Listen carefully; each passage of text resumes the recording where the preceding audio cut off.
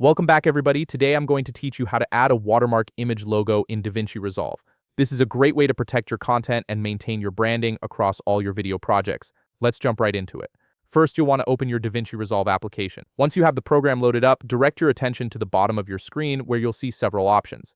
Click on Edit to enter the editing workspace. This is where you'll be doing most of your video work and applying your watermark. Next, look at the top of your interface and click on Media Pool. The media pool is essentially your library where all your video files, images, and other assets live. This is where we'll be importing your watermark image so it's ready to use. Now, still at the top of the screen, click on File.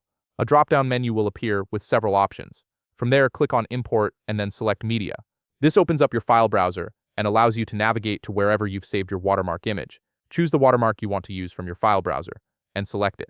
Once imported, it will show up in your media pool alongside any other media you've added to your project. With your watermark now visible in the media pool, simply drag it above your video clip on the timeline. You'll see it appear as a new layer sitting on top of your main footage. This is exactly where you want it to be. From here, you can simply resize it until the video is done, ensuring your watermark stays visible throughout the entire duration of your clip. Now, click on the watermark you just added to select it. On the upper right side of your screen, you'll see a panel. Click on Inspector. This opens up all the detailed controls for whatever element you have selected, giving you precise control over its appearance. Within the Inspector panel, click on Video. This section contains all the properties related to the visual aspects of your watermark. Here, you can adjust zoom X and Y to fine-tune its size. Moving these sliders will let you make the watermark larger or smaller depending on your needs. Then, you can adjust the position X and Y to change its positioning on the screen.